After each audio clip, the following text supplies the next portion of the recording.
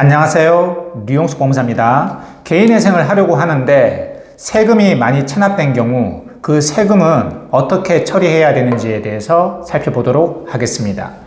여기에서 세금은 말 그대로 국세, 지방세, 그리고 건강보험료, 연금보험료, 그러니까 국민연금보험료 이런 것들을 다 포함한 개념입니다.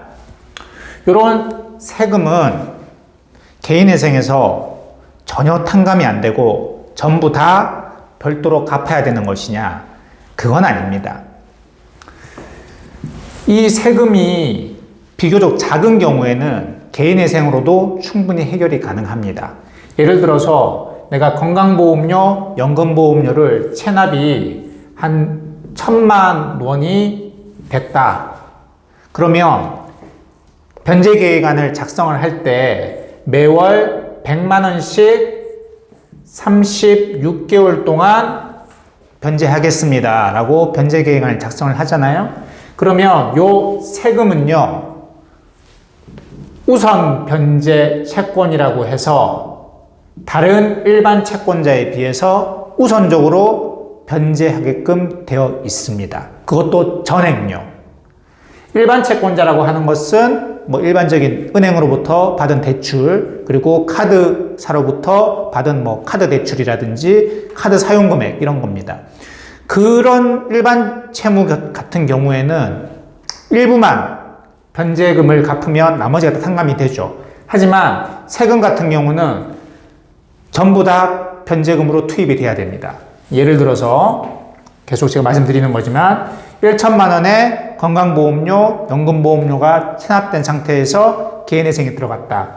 그러면 36개월 동안 100만 원을 갚겠습니다 라고 하면 매월 100만 원씩 갚겠다라고 변제계획을 작성을 하면 10개월이면 10개월 동안에는 이 세금부터 다 갚아 나갑니다. 일반 채권자한테는 단돈 10원도 안 가요. 10개월 동안 100만 원씩 내는 거는 전부 다 이 체납된 세금으로 다 갑니다. 그럼 11개월째부터 이제 일반 채권자한테 안분 배당되는 겁니다. 이런 식으로요.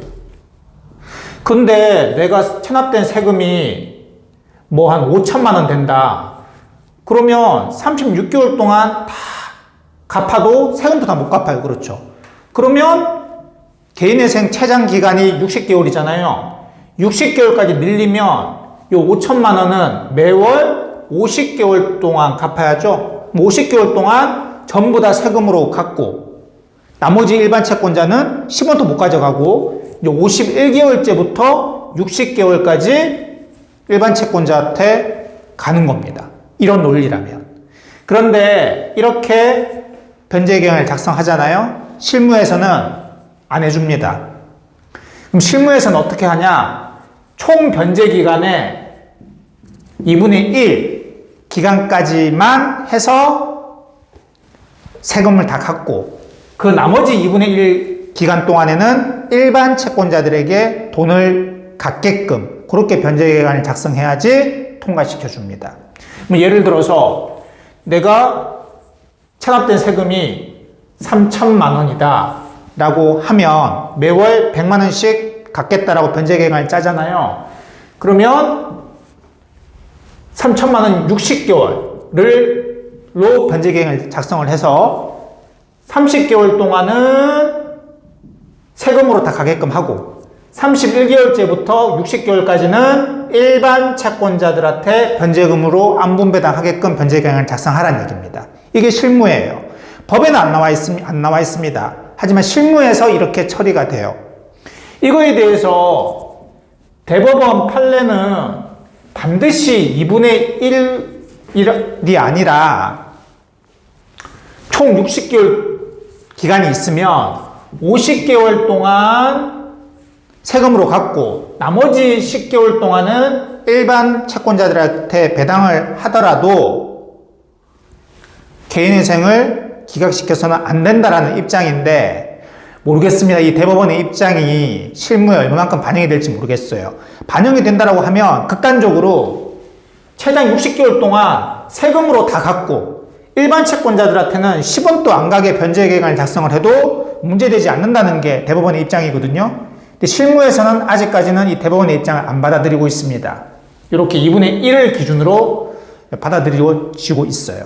즉 2분의 1만큼은 세금으로 무조건 갚고 최소한 2분의 1 이상은 일반 채권자들에게도 갖게끔 해야지 형평성이 이렇게 이루어진다라고 보고 있습니다.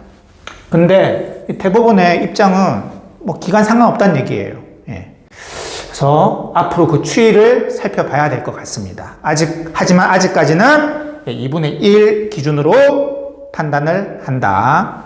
예, 이번 시간에는 개인회생을 할 때 체납된 세금은 어떻게 처리해야 되는지에 대해서 간단히 살펴봤습니다. 지금까지 류홍석 법무사였습니다. 감사합니다.